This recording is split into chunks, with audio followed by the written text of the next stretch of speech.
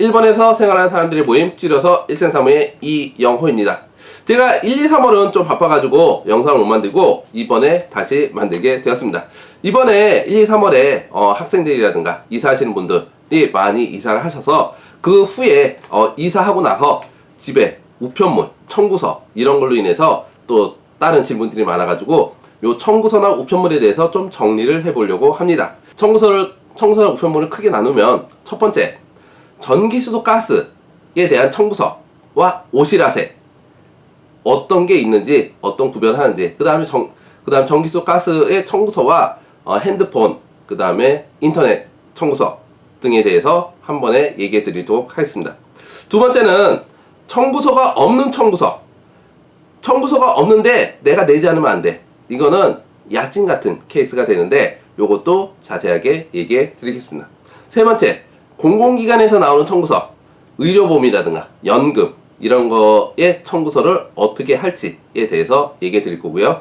네 번째, 내 것 아닌 우편물이나 청구서는 어떻게 해야 될지에 대해서 간략하게 얘기해 보도록 하겠습니다.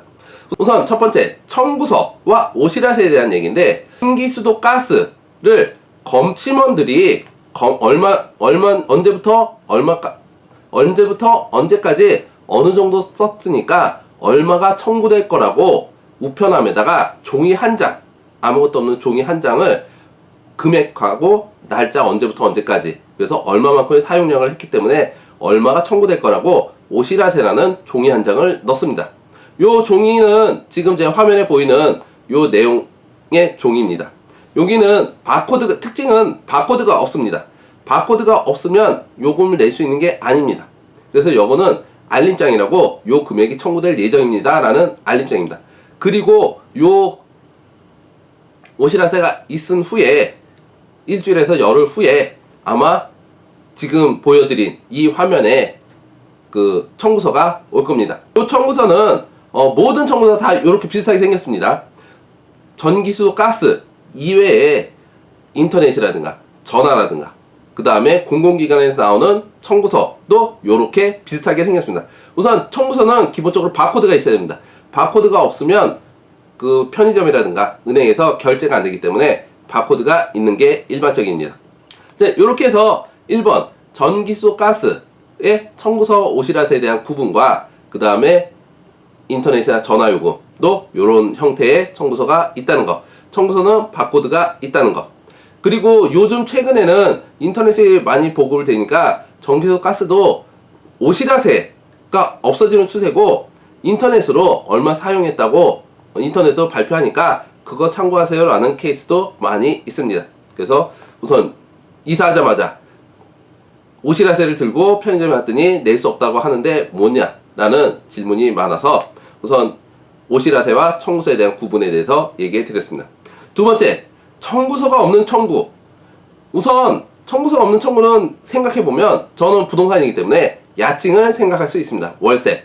우선 계약서 내용에 그 어느 구자로 언제 다음 달 거를 그 전달 언제까지 내달라고 계약서에 계약을 했기 때문에 이거는 자기가 알아서 그 구자에 넣으셔야 됩니다.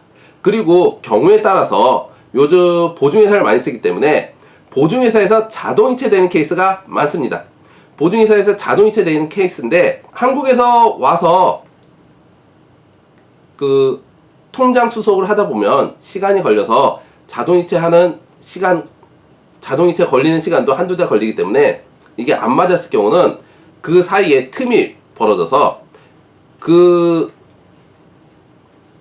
사이에 월세를 어떻게 낼지, 주인한테 직접 낼지, 보증회사에 낼지, 관리회사에 낼지는 개별적으로 확인해 보셔야 됩니다.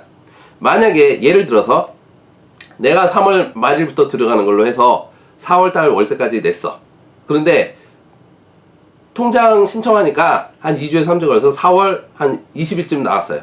그러면 5월달 분을 내야 되는데 내가 4월달 통장 수속을 하고 5월달 분을 자동이체 수속했다고 자동이체로 나갈 거라고 생각하시면 안 됩니다.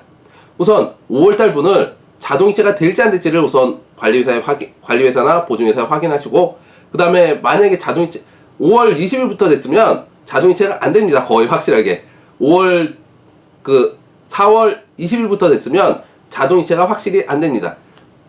보통 4월 5일, 6일 이전에 자동이체 수속을 해야 5월달부터 자동이체가 되기 때문에 그렇게 되면 그거를 어디다 내야 되는지, 그 다음에 보증회사에 따라서는 그 수속기간 때문에 청구서를 보내주는 보증회사도 있습니다. 이랬을 때는 그 청구서 보내는 데다 보내시면 되겠지만 기본적으로 4월 20일 정도 했다 그러면 청구서가 안 나옵니다.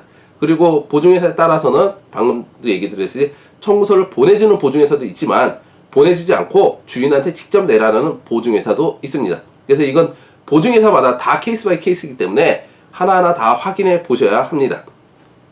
자, 두 번째, 그래서 청구서가 없는 청구.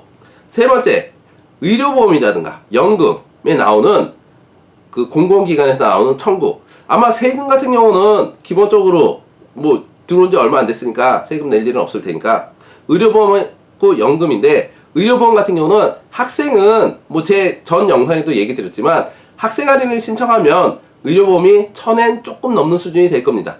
그리고 학생 할인 받지 않는 케이스라고 하면 한 4-5천엔 합니다. 요거는 워킹 홀리데이 비자에 관련된 얘기고요. 학생 할인 신청을 하시면 의료보험이 1000엔 전후로 되니까 학생 할인의 대상이 되시면 학생 할인을 꼭 신청하시고요. 그 다음에 연금은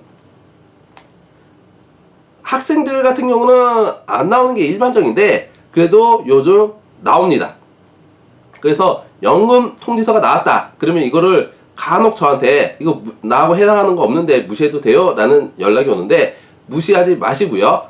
요거는 구약소나 시약소 가셔가지고 내가 학생이고 그 수입이 없는데 이거를 보내지 말라라고 하든지 아니면 면제 신청을 하셔야 합니다. 학생이 수입이 없으면 면제 신청하면 면제가 됩니다. 그리고 요게 면제를 어느 정도 기간까지 할지는 구약소나 시약소 담당하고 얘기를 해 보시고요. 수입이 없으면 면제 신청은 되기 때문에 면제 신청하시면 됩니다. 무시하면 안 됩니다. 공공기관은 나중에 일본에 장기적으로 체류했을 때 문제가 생길 수도 있으니까 꼭 여기 일본에 정해진 틀 내에서 자기가 할 수 있는 방법으로 하셔야 됩니다. 자, 네 번째, 내 것 아닌 청구서나 우편물. 내 것 아닌 청구서나 우편물. 요것도 기본적으로 요거는 무시해도 됩니다. 근데 무시하면 계속 옵니다. 그럼 내 우편물만 빵빵하게 되니까 요거는 어떻게 처리를 하냐면 제가 앞에다 여기다 글로 써놓겠지만 쓴데 이나이라는 글자를 크게 써가지고 다시 우편함에 넣으시면 됩니다. 그러면 그쪽에서 이 사람이 여기 살지 않는다라는 확인을 하고 다시는 우편물을 보내지 않을 겁니다. 만약 이게 타임 레그가 있어가지고 내가 보냈는데 그쪽에서 또 그 사이에 보낼 수는 있지만 장기적으로 볼 때는 이렇게 보내놓으면 다시는 보내지 않습니다. 예, 요렇게 해서 청구서나 우편물에 대해서 네 가지로 나눠봤고요. 그 다음에 지금 네 번째 같은 경우는 그러면 내가 이사했을 때 혹시 내가 이사하고 새로운 주소로 이사하면 내 우편물이 또 옛날 주소로 가면 그런 걱정 때문에 일본에서 제도가 하나 있는 게 우체국에서 등록을 하면 새로운 주소를 등록을 하면 새로운 주소로 6개월 동안 우편물을 배달해 줍니다. 새로운 주소로. 그럼 그때 그 우편물 받아서 그쪽에 주소 변경을 해 놓으시고요. 요거는 제 예전에 만들어 놓은 영상이 있기 때문에 위에 클립을 클릭하시면 볼 수 있게끔 해 놓겠습니다. 예, 여기까지 해서 청구서에 대한 내용, 그 우편물에 대한 내용을 간략하게 정리해 봤습니다. 예, 구독과 좋아요도 부탁드리고요. 또 다른 내용이 있으면 또 영상을 만들도록 하겠습니다. 감사합니다.